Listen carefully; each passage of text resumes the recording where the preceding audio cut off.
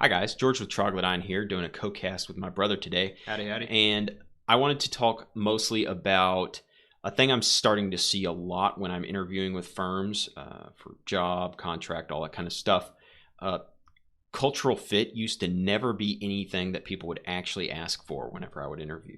This is sort of a last 5 years thing I'm noticing, and that it's becoming more of a make or break than almost the technical requirements of the job. I mean, those are sort of the screen things they do up front, but usually the final interview is more focused on these high level design things, or it's focused on cultural fit kind of things. And I'm noticing a pattern in that the cultural fit goes one of two ways, right? Number one, it's the sort of high school, middle school, sort of social skill set thing of, Hey, can I go have a beer with this guy after Yeah. work? Yeah. yeah, and when I see that kind of thing where it's like, I can get good rapport with them, I can, make them feel like I'm a good hopping positive person. It's really easy to pass that test. Yeah. But on the other hand, that also really highly correlates with a firm that is prioritizing playing house over the customer. And that's the thing I really don't like. It's a shame because yes, you do want to have a good relationship with the people you're working with. Well, and you want to also know that somebody that you're employing has some sort of modicum of social skills so that they don't wind your company up in some sort of lawsuit just because they're, socially maladjusted or whatever. Yeah. awkward more than anything. And the big deal though is that so where do they go after that? Because you're going to naturally need to know some of these social things about your employees, but it's more important for you to know, are they like laser focused on the customer? Are they really focused on the sort of things that you need to execute your core mission at the firm? Are they devoted to that? What are they emotionally invested in? Are they emotionally invested in this idea of, I'm excellent in my field and I'm really going to improve your department by being here? Or they're invested in, oh my gosh, oh my gosh, I'm working for Facebook, I'm working for Google, I'm working for X, Yeah. this has been my dream. Yeah, you can't have it, as an employer, you don't want to see this sort of narcissistic internal focus where it's like, oh, I've always dreamed about. No, I want to bring my skills to a place that's really going to appreciate them and really needs them and can use them, and that I can sharpen my saw against other really good people, and that other people at the firm can also use my skills and sharpen themselves against that. That's sort of where you want the cultural fit kind of equation to actually look for. Is this a person that is capable of improving themselves and others at the firm, rather than this is just somebody I'm going to feel good about being around, and that feels good about working for the company itself. Yeah, it's sort of like, do you credulously consider the management? Do you believe in them from a point of view of like they should be in charge, that they're competent to run the firm?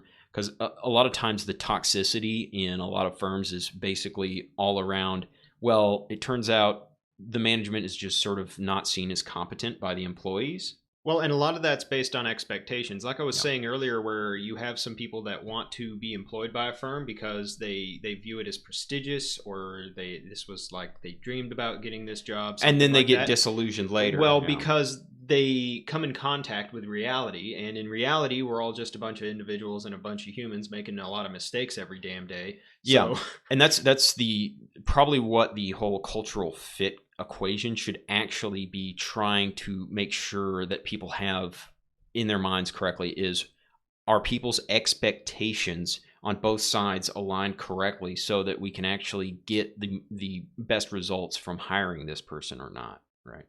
So that's the takeaway from this. On the employer side, you need to understand that you are setting the expectations, you are setting the frame for the relationship that will persist through the rest of this.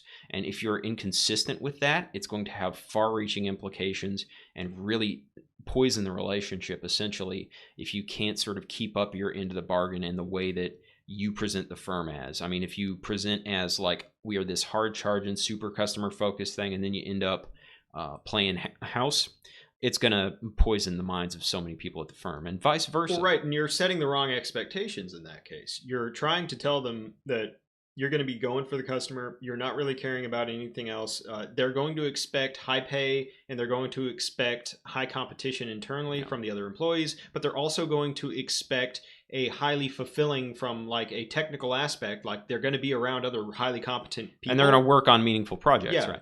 But if that's not what they get, they're going to be disillusioned, and they're going to wind up, either quitting or getting washed out by being fired or something like that, Yeah. and leave you negative Glassdoor reviews, whatever the heck. And right? and that's I think a reason that's actually relatively common in the corporate world is because a lot of times what they want their culture to be, again, it's aspirational. It's not actually achieved at the firm. Right. And so It's what's in the mind's eye of management for where they want to be, not necessarily where they are at. yeah, and it takes the sort of lack of I wouldn't call it lack of concern, but a acceptance that you will not be positively regarded by everyone for the kind of like, no, I am not going to accept people not aligning to this particular vision of the firm. It's guys like Bezos where it was like, we're doing this and I don't care, how we get it done. And if you don't do it, the dread pirate will come and sink you, Well, and a lot of that's about setting boundaries as well. Yeah. If you don't know what your boundaries are, either as a manager or as an employee, then you don't have any. And that's a very common thing with younger firms in that they don't really know how to set their boundaries correctly. And they get into a lot of trouble because they don't like really firmly say, no, this is what we expect. And that's that, full stop. Okay. You either meet it or you don't, Yeah, and that's very common with, say, pay expectations, where a lot of times they'll say, we're willing to only go this, and they're very upfront about it and that sort of thing. They can do that either as a filtering mechanism to say, I either want somebody who is going to be cheap, or they're, on the other hand, trying to look for somebody that's willing to negotiate and willing to fight for higher pay, because they view that as, say, a heuristic for this guy's actually going to be a good employee. Sometimes that's what they're looking for. So Yep. And the trouble with all this is that nobody can just come out and say this because it's not sincere if they do. Well, in and general, more importantly, not perceived to be anyway. More importantly, there are legal concerns too. Yeah. If you're trying to attract a certain type of employee, that necessarily means weeding out other types of employees, which may not necessarily be something that is socially acceptable or that is technically even legal. Yeah. But if you use different types of ways to word this, if you use different types of criterion for doing this, then you have enough plausible deniability to do whatever the heck it is you actually want. Yeah. And to hire the types of people that you're actually looking for. Yeah, which really is sort of getting down to what I'm trying to get to the point here is that cultural fit is really a euphemism. Yes. Okay. It's a euphemism these days for the right type of people, and there are so many things trying to get in the way of hiring the right type of people. There are so many institutional barriers to hiring the right type of people that you sort of have to engage in this little kabuki dance to actually be able to say what should be obvious with regard to, the kind of people you're looking for, Right. You have to have somebody that gets it because either they've been taught this through social interactions or through somebody else who's been there, something like that, reading books that, God knows there's plenty of books on the corporate environment. So that they know that they have to do the little kabuki song and dance, so that they, tick all the right boxes. Well, that they know that they're playing the game. Yeah, okay? Exactly. And if they're in the game, then their head's in the game.